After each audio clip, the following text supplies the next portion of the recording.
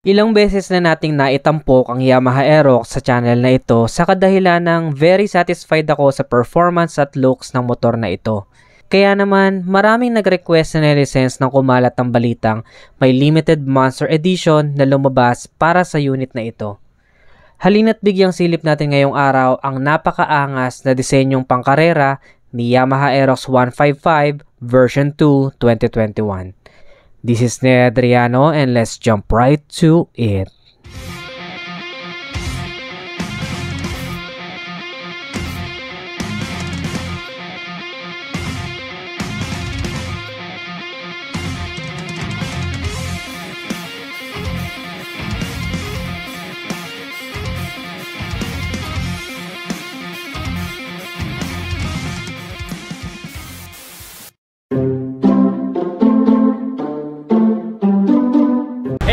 Good day natin, this is Adriano. Kung bago lang sa channel ko, don't forget to subscribe. Also hit that notification bell para lagi ka notified once may bago tayong upload.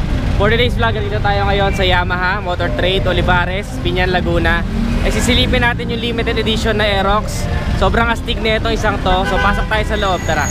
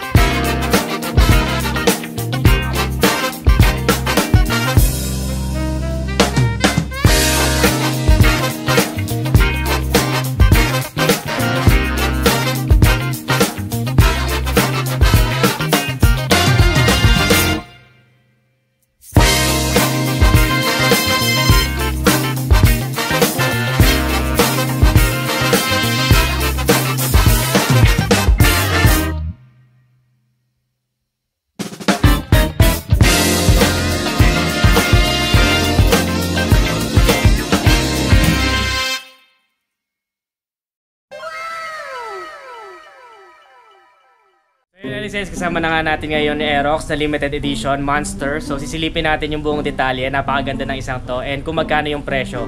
So kakakabit ko na to sa helmet ko, tapos bigyan natin ng walkthrough review itong isang to. Let's go.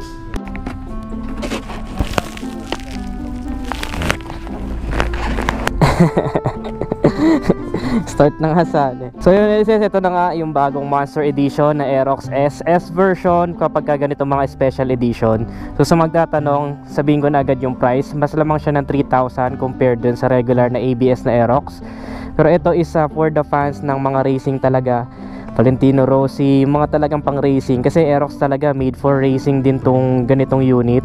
So ito, kung gusto mo maiba sa kalsada and also you're a fan of racing, this is something that you can look to na talagang maganda para maiba sa kalsada. Iba yung color variation na hatid niya. Of course, yung decals ibang-iba. Simulan natin dito sa fender. Ayan, may Monster na logo. Yamaha, of course. Tapos yung ABS niya. ABS yung unahan, naka single hydraulic disc. Dito yung kanyang front brakes.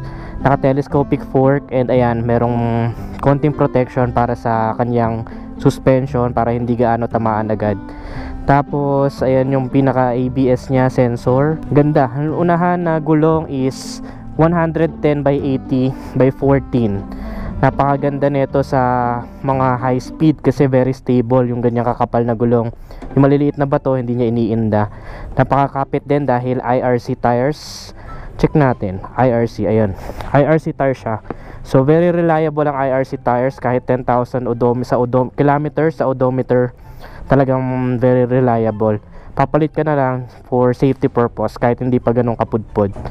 Yung kanyang signal lights, steel bulb type para kitang kita kahit tanghalin tapat. Tapos may eyeline siya, ayan yung pinaka distinction na 2021 version to. And of course all LED na headlight para sobrang liwanag sa gabi. Ayan na yung new look ng Aerox.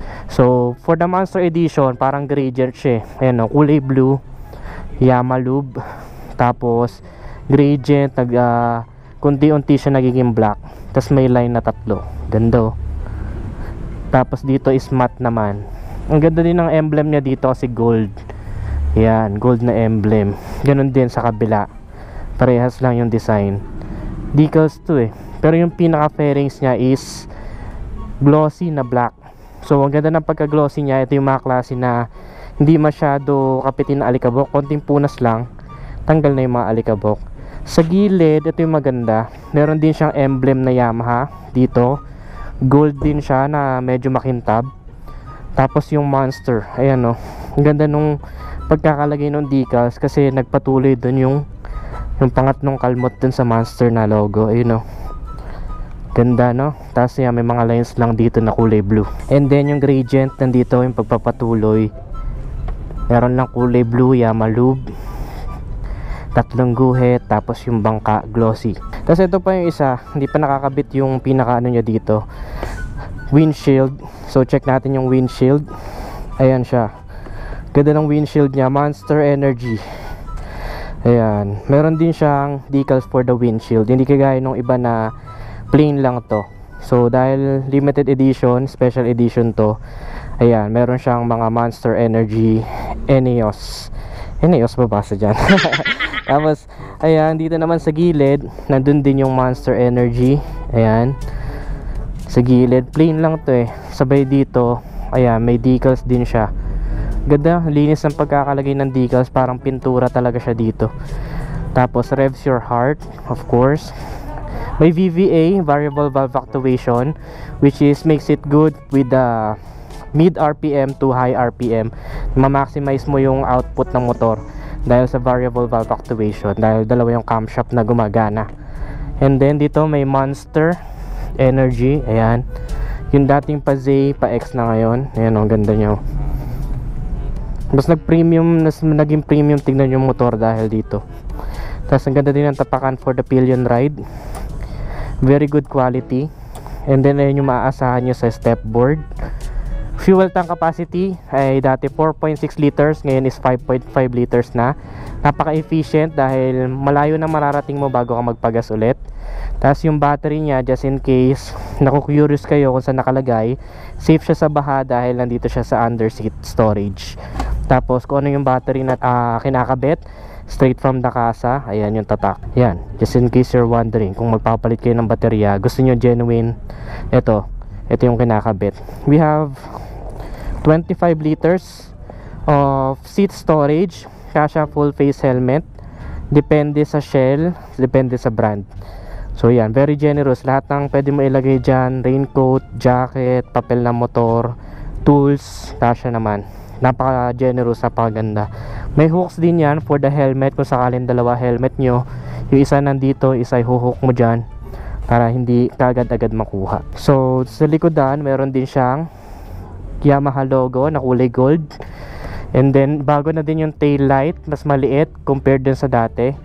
And then itong kanyang signal lights naka-separate, so mas maganda yung kanyang signal lights kasi mas pogi tignan. May ilaw din siya for the plaka. Ayan, ganda din ito, iba na din to yung fender niya sa likod.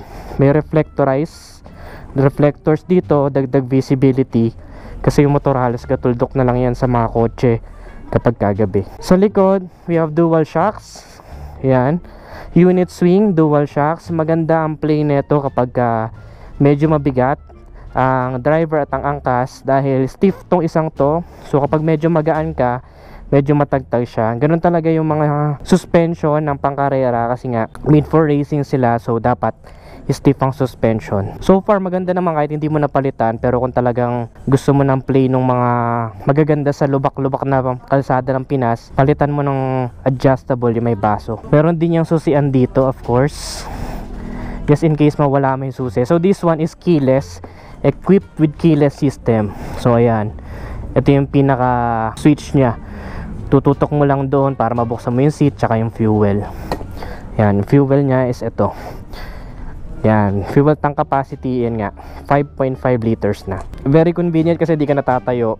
Pagpapagas ka, kahit nakaupo ka dyan, pwede nandito na lang buksan nung gasoline boy. Tapos meron din siya ditong bulsa, may pockets din siya dito na may takip.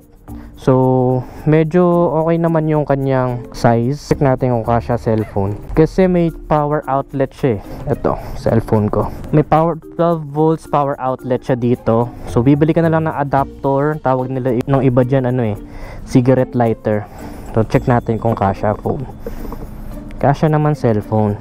So maganda is secured yung kanyang pinakatakip para hindi mabasa just in case na ulan.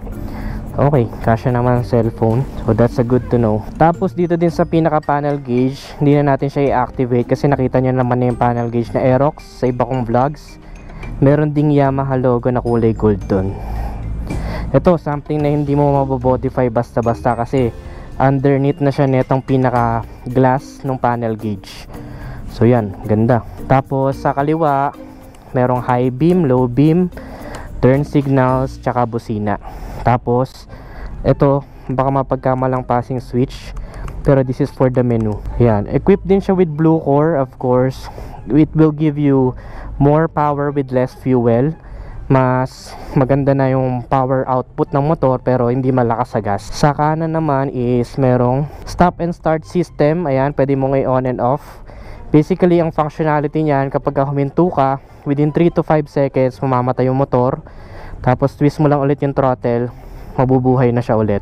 That's good for fuel efficiency. May built-in hazard na din. Tapos push start. Regular din yung kanyang brake levers, pero maganda to, maganda yung kapit ng stock na brake levers, so that's a very good thing. Sa kanan naman, ay dito sa bandang kanan na side is ito yung kanyang radiator. It is liquid cooled, so very efficient sa mahabang biyahe. Hindi ka makakamba na baka ma-overheat yung motor kasi liquid cooled na nga siya. 4-stroke single overhead cam. Ito yan yung kanyang tambucho, ganda rin. Astig din yung tambucho niya. I highly recommend wag nyo nang palitan yung stock na pipe or exhaust ng motor kasi dito yung pinakamagandang power output ng Aerox kapag ka naka-stock na exhaust. Compared kung papalitan mo ng mga open muffler or aftermarket, nababawasan yung power niya. Nagkaka-power loss. Sayang naman, di ba? Gulong sa likod, of course, IRC tires and tubeless din. So very safe, kahit mapako ka, maiwan dyan, okay lang. Hindi kagaya nung pag tube type pa, pag napako ka, ayun, pa-vulcanize ka kaagad. Itong size sa likod is 140/70/14. Yan, mataba at malaki yung gulong niya. Very good to for high speed, very stable. So makikita nyo naman yung aerodynamics ng Aerox, talagang parang made for speed. Dito may mga linya pa pala dito, no.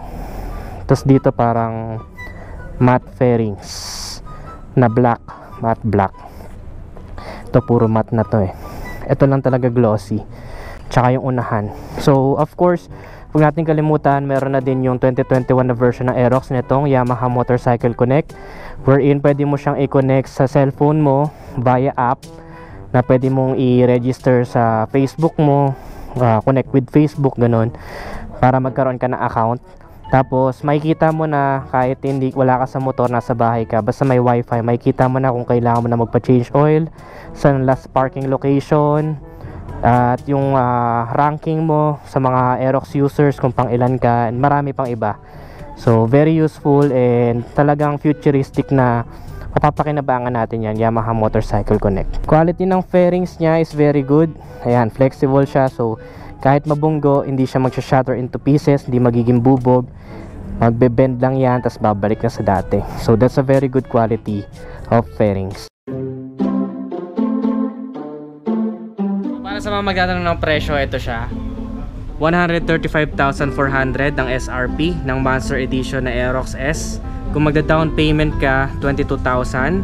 And then ang monthly installment for 36 months is 5,796. So yun yung pwede nyo asahan. Sulit ba yung presyo na dagdag 3,000? For me, if you want to be different sa kalsada and also fan ka talaga nitong mga racing na to, talagang sulit siya for me. If I were to buy Aerox, willing din ako na mag-take risk o talagang mag-invest dun sa 3,000 na yun just to be different compared dun sa ibang Aerox users. So kayo, ano masasabi nyo dito sa Aerox Monster Edition? Comment your thoughts below.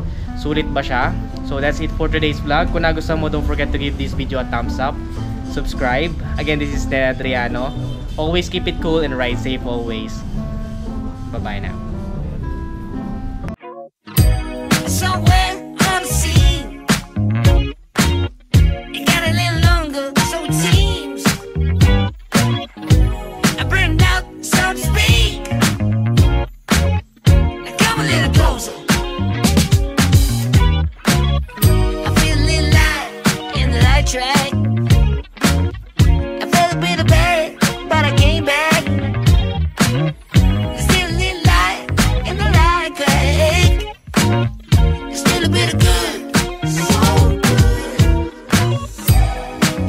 just what to say.